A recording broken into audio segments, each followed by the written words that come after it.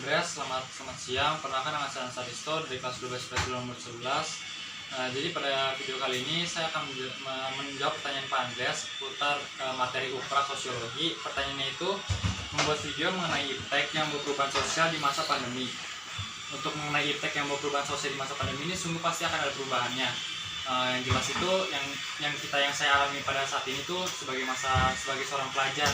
Sebagai seorang pelajar ini yang saya rasakan perubahan sosial yang saya dapat dari selama masa pandemi ini, contohnya tuh sekolah itu dilakukan dengan online, tidak offline lagi. Seluruh sekolah di Indonesia malah sudah dilakukan bukan lockdown sih, sejenis pandemi yang mengharuskan seluruh murid-muridnya itu belajar dari rumah. Selain itu pun memang sih saya pribadi saya sendiri pun yang tadinya mungkin tidak paham cara mengoperasikan segala sesuatu elektronik dengan baik dan benar, sekarang saya jadi lebih sedikit untuk memahaminya, karena memang mengharuskan kita agar dapat bisa mengerjakannya secara online, yaitu untuk kebutuhan sekolah kan.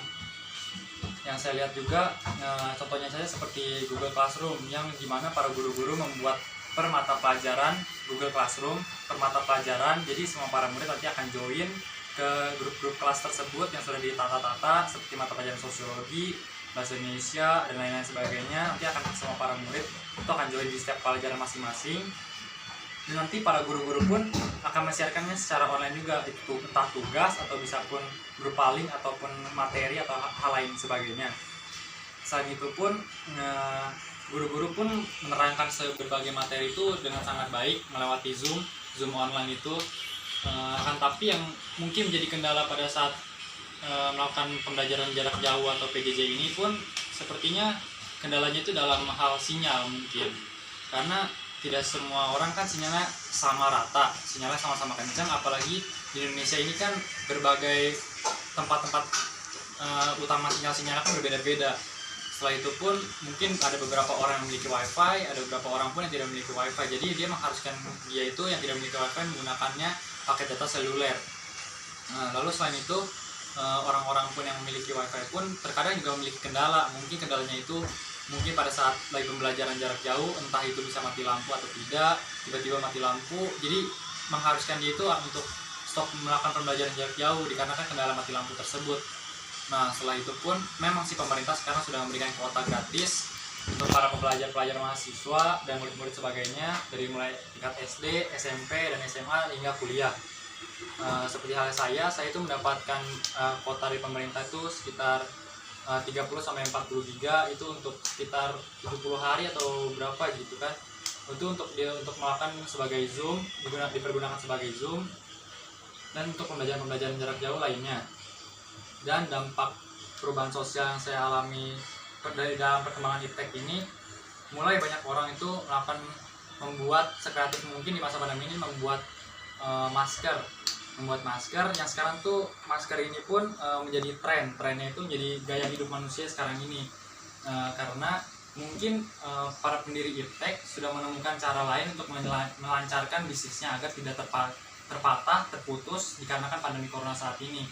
Banyak orang membuat masker beraneka ragam dengan secara kreatif mungkin, bahkan brand-brand ternama pun juga ikut dalam melakukan pembuatan masker tersebut, seperti brand-brand lain sebagainya.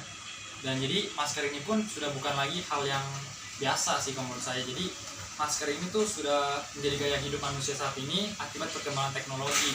Jadi dikarenakan pandemi yang saat ini sudah seperti ini, jadi yang seperti yang saya sudah bilang tadi itu, masker sudah menjadi gaya hidup manusia sekarang ini, yang dimana tuh mereka menyebarkannya dengan lewat toko-toko online seperti Tokopedia, Lazada, dan lain sebagainya untuk melancarkan bisnis mereka yang mungkin terputus akibat pandemi.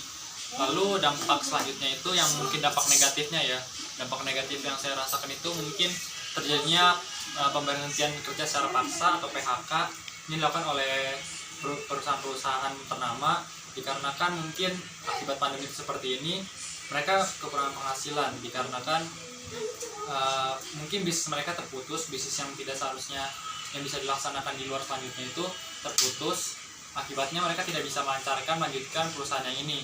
Lalu setelah itu pun saya sempat berpikir mungkin ada suatu perusahaan, contohnya itu ada sebuah perusahaan memiliki banyak sekali karyawan, dan juga memiliki bos pertama yang sebagai CEO.